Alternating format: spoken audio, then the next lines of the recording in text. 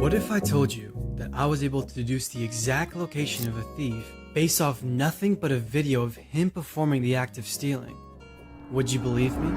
If so, did I get lucky? I'll let you decide all of that at the end of the video. Let's jump right into the case. This is a telling of a real-life event of me catching a live thief. It involves my thoughts, my reasoning, and the different intricacies and the complexities that myself and others had to navigate to accomplish our goal. But I also want this video to be interactive.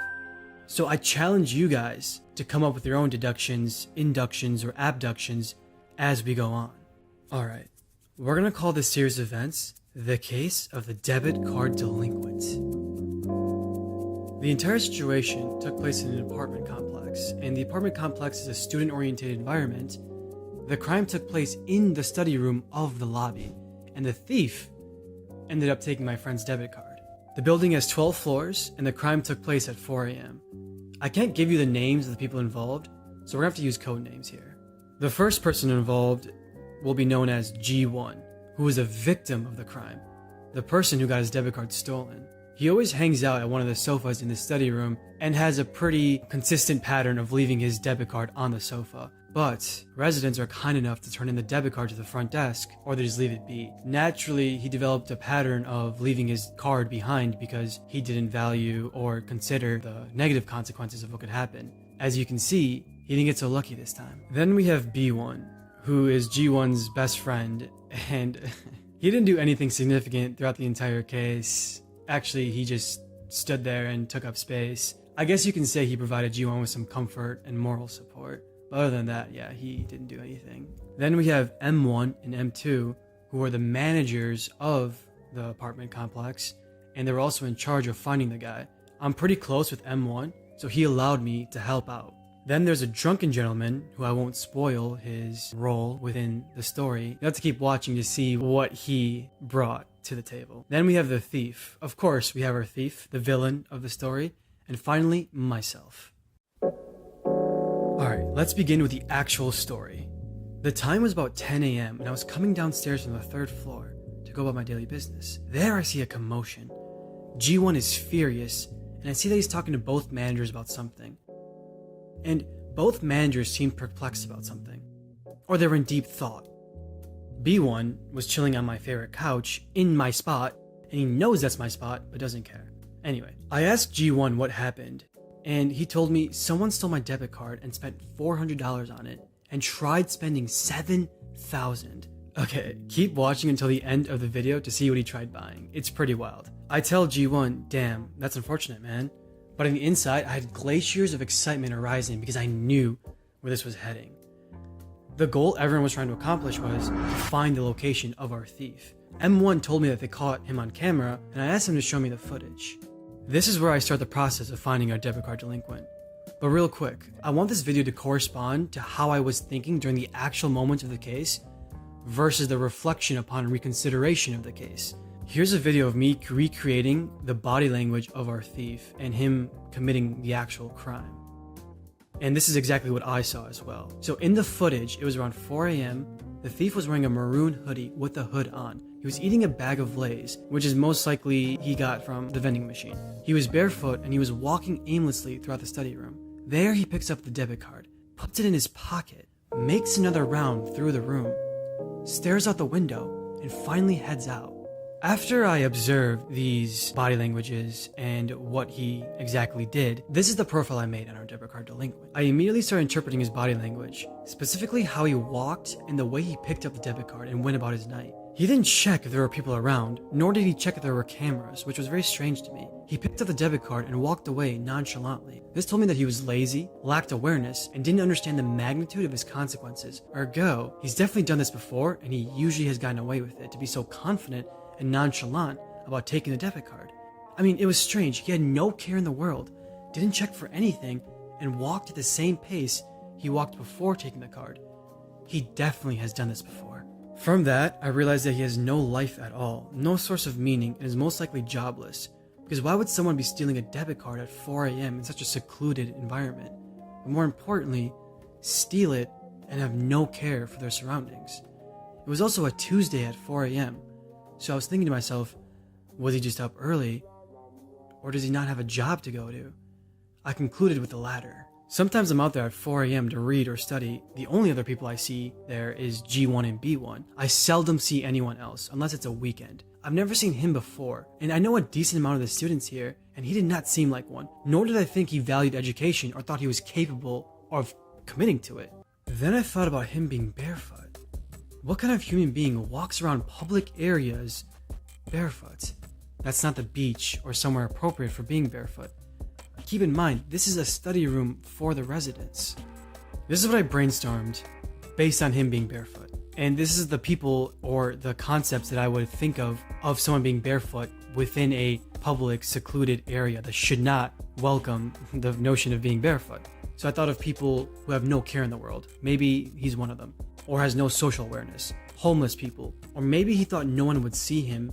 And lastly, I thought maybe he didn't feel the need to put on any shoes or socks on because he was lazy and just wanted to come down for a late night snack. But still, I didn't think this was likely because he was walking around for some time after he got the snack. He can't be homeless because you need a code to enter the building, and he did buy a bag of Lay's from the vending machine. I can't prove he did get the chips from the vending machine definitively, but it was obvious considering that the bag of Lay's was the same size as the one that you get from the vending machine. And his motivation was to come get a snack. I can say this because he was barefoot, meaning he had to come from his room to get the chips. He wasn't coming from an outside area, which also proves that he's not homeless, because he was living here in some way. So after 20 to 30 minutes of looking at the footage and thinking deeply about what type of person this is, my final profile was, he lives here, he's lazy, he's unintelligent, he lacks social and general awareness, he's purposeless, jobless, not a student, and a past criminal. Remember, the conditions of victory are finding out his exact location. A psychological profile will only get us so far. Luckily for me, the latter portion of the footage showed us that he went towards the rooms to the apartment, which was left, indicating to us that he indeed came down from his room and that he's a resident or that he's staying with someone in this building. I was confident at this moment because the case was in our control. If he completely left the building, he could have been anywhere by now, and there would be nothing I could do. We all knew that he had to be on floors 2 through 12. We saw him enter the elevator, but we couldn't tell which floor he went to, because the people in charge of the camera footage in the elevator could not give it to us that day. It was on me to figure out which floor he was on. Also, for full disclosure, there's no way he can escape the apartment, because he has to come down to the lobby and exit, meaning management will see him escaping, so our chances of catching him are near 100. But he could always run or deny any acquisitions and proceed to escape. But I didn't care that we would eventually get him. I wanted to find him as soon as possible. In my head, it was a race against time. Can I figure out which floor he's on before he walks out? Now, it was time for me to deduce which floor he stays at. We knew he went on the elevator, but which floor? I started thinking about him being barefoot and said to myself, would someone from the higher floors, like maybe 8 through 12, come down all the way with no shoes or socks? In my head, there was no way someone would do that. I knew my reasoning was poor here, but I was so sure of myself. I knew that the 10th floor was the luxury floor and that the 12th floor was the penthouse floor, which means you need to be making a lot of money to stay on those floors. Thanks to my profile of him being jobless, I knew he wouldn't be on floors 10 or 12. That leaves floors 8, 9, and 11. For 11 and 9, I thought to myself, would they really jumble in their lowest cost floors between their highest cost ones? I didn't think so, but they were also way too high to come down barefoot. I should have asked management about the former, but I was confident in this. As far as the 8th floor, I still eliminated it due to my first theory. So this leaves floors 2, 3, 4, 5, 6, and 7. 6 total floors. I eliminated the 2nd floor because I saw him take the elevator. The 2nd floor is just one set of stairs. Even though he's lazy and barefoot, I reasoned he would still take the stairs to the 2nd floor because it takes much longer for the elevator to open up, come down, and take you up. However, this guy wouldn't be thinking about the most efficient way to get to his room. No, there's no way he's thinking about the time of the elevator coming down versus the time it takes for him to get to his floor using the stairs. If he was thinking this, he would have taken the stairs to the 2nd floor, which he didn't. I also thought to myself, would he steal something so close to his floor level where he could easily be caught? I had a feeling he would be less likely to do so. Even if he's not aware or conscious of the distance between the second floor and the place of the crime, it would at least feel awkward to do so. At the very least, one would feel more comfortable committing a crime in the place they live in while being on a higher floor than somewhere directly near the actual place of crime. Our thief is not on the second floor. As far as the third floor, it was pretty easy since I live on that floor and I know all the residents on that floor. Our thief is not on the third floor. This now leaves me floors 4, 5, 6, and 7. My goodness. Let me tell you about the 7th floor. I thought about the 7th floor for so long because I was already stretching my theory with the 8th floor. To be quite frank, it was tormenting me. I think I sat there for 30 to 45 minutes trying to justify leaving out that monstrous 7th floor. I felt like I was playing air poker with the 7th floor, like the devil lived on that floor and was deceiving me into not catching him. It seemed fantastical. Sometimes I enter the elevator and smile thinking about it. I had no theory to back up my elimination of that floor, just pure intuition. The entire time I'm thinking, please don't be on the 7th floor. Nonetheless, I eliminated. I didn't feel good about it, but there was one association I made, which was the fact that G1 lived on that floor, and maybe he would recognize our thief if the thief was on the 7th floor. I didn't fully trust this because obviously it would rely on me trusting the memory and perception of G1, which I didn't do. But it was better than nothing. I just didn't think or feel that he was on the 7th floor. Our thief is not on the 7th floor. So my conclusions were that he was on floors 4, 5, or 6. The floors are low enough to come down for a 4 a.m. snack barefoot and high enough to make one feel like you could get away with a crime.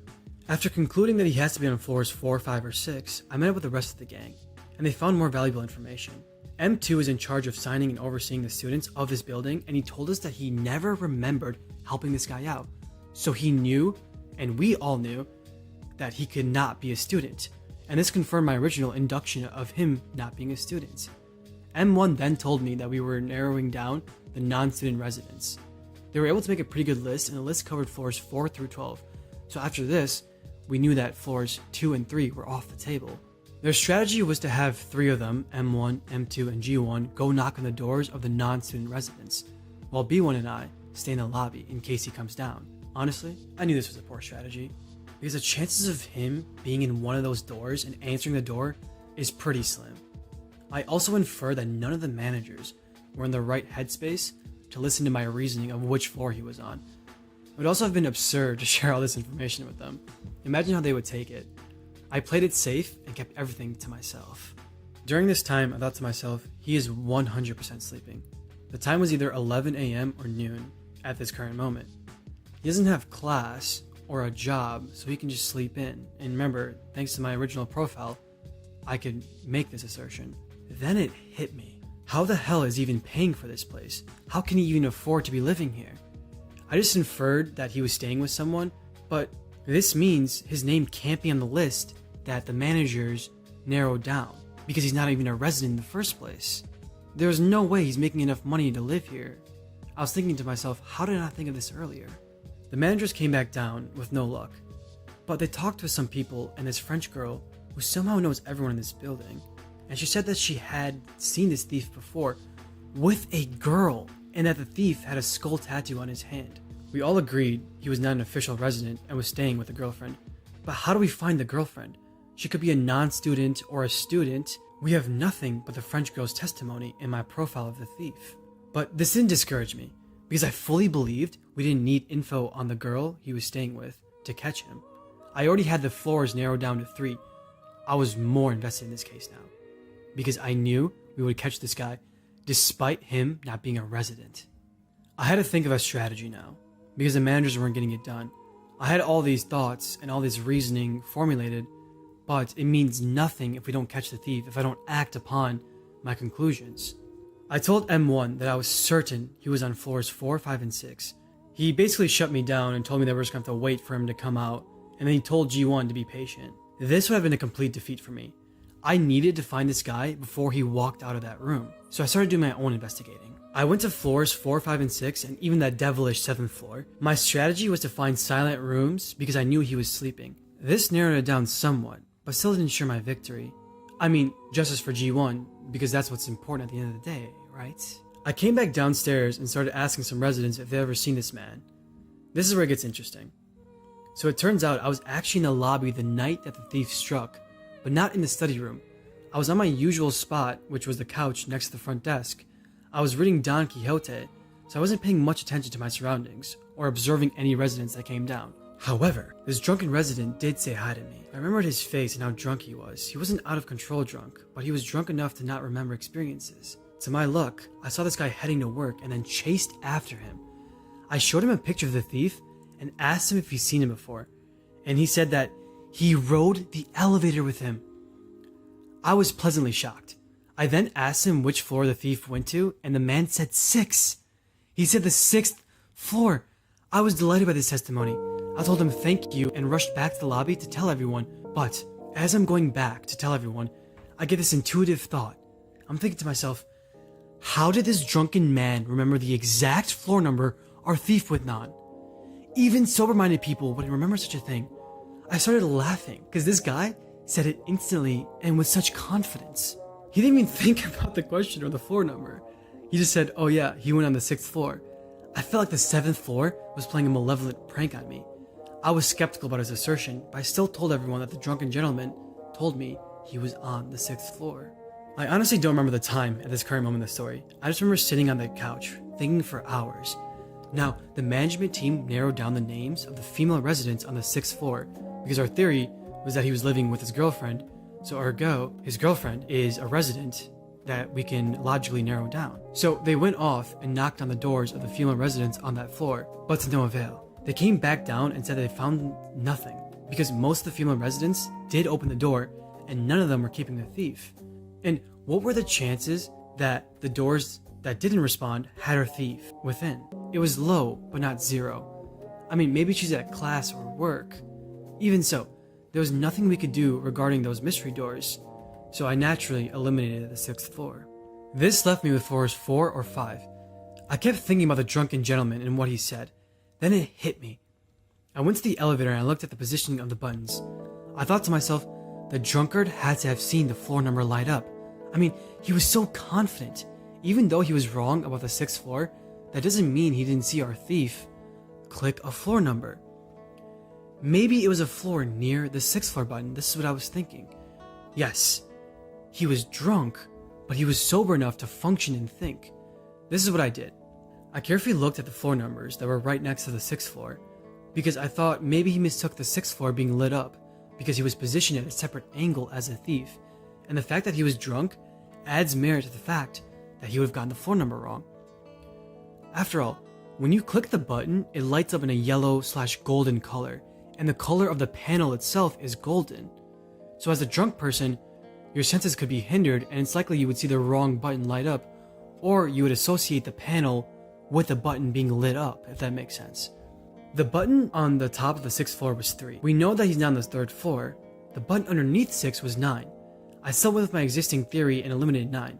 There was no button on the right because the floors are in rows of 3, and thank God, because if they weren't, that would have meant that the 7th floor was a valid choice.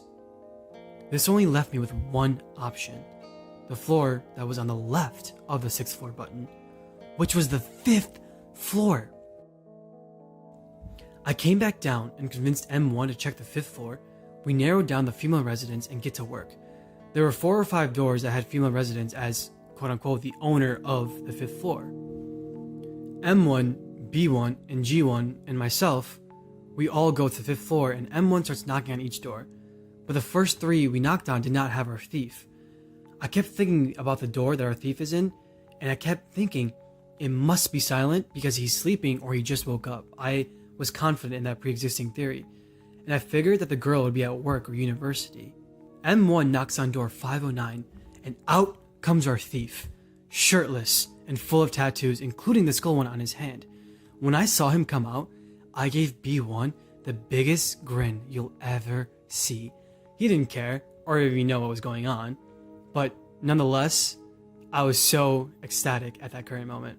M1 started interrogating the thief, and the thief shamelessly denied his crimes. M1 then threatened to call the police, and the thief finally confessed. He also tried guilt-tripping us That didn't work. He apologized to G1 and promised him that he would give him back the $400 that he spent on the debit card. Keep in mind, this dude tried spending $7,000 on it. Now, as promised, I'm going to tell you guys what he tried spending it on, and it's absolutely insane.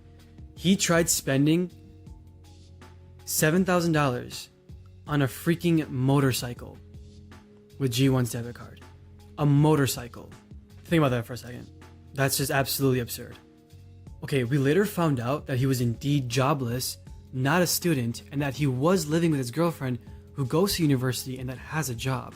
The thief told the police that he was trying to better himself, find employment as a tattoo artist, and that life has been brutal to him. You know how it goes with things like this. But no one had sympathy for him. G1 was deciding to press charges, and when M1 told him to make a decision, he said he needed to talk to his mom. I didn't ask why he needed to do this, but I got the impression that G1 wanted to show mercy, so he called his mother to confirm if this was the right thing to do. G1 decided not to press charges because the thief paid G1 the $400 back. As for the thief, he was kicked out indefinitely, and his poor girlfriend, who was innocent, had to leave too.